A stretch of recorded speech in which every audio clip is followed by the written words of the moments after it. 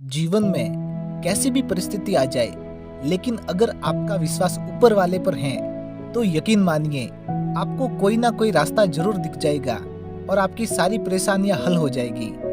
इसी टॉपिक पर आज हमारे पास है एक कहानी। तो चलिए कहानी को स्टार्ट करते हैं। एक जंगल था।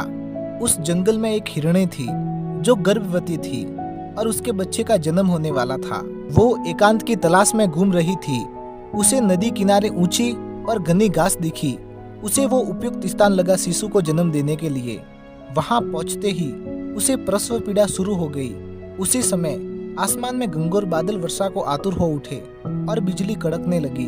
उसने दाईं तरफ देखा तो एक शिकारी तीर लिए उसकी तरफ खड़ा है। घबराकर वह दाहिनी तरफ झुकी तो एक भूखा शेर उसकी तरफ झपटने को तैयार बैठा था।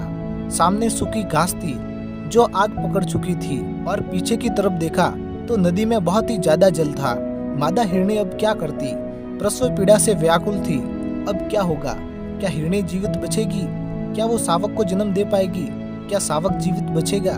क्या जंगल की आग सब कुछ जला देगी? क्या मादा हिरणी शिकारी के तीर से बच पाएगी?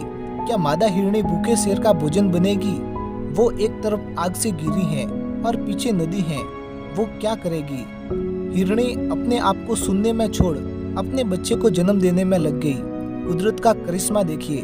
बिजली चमकी और तीर छोड़ते हुए शिकारी की आंखें छौंदिया गई। उसका तीर हिरणी के पास से गुजरते हुए शेर की आंख में जा लगा। शेर दहाड़ता हुआ इधर उधर भागने लगा और शिकारी शेर को घायल जानकर भाग गया। घंघोर बारिश शुरू हो गई और जंगल की आग बुझ गई।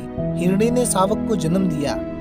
सीख, हमारे जीवन में भी कभी कभी कुछ क्षण ऐसे आते हैं जब हमारे चारों तरफ समस्या ही समस्या होती है और कोई निर्णय हम नहीं ले पाते।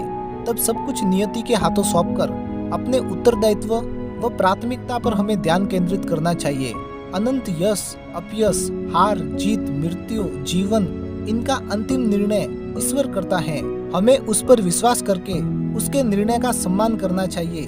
कुछ लोग हमारी सराहना करेंगे, कुछ लोग हमारी आलोचना करेंगे। दोनों ही मामलों में हमें फायदा है।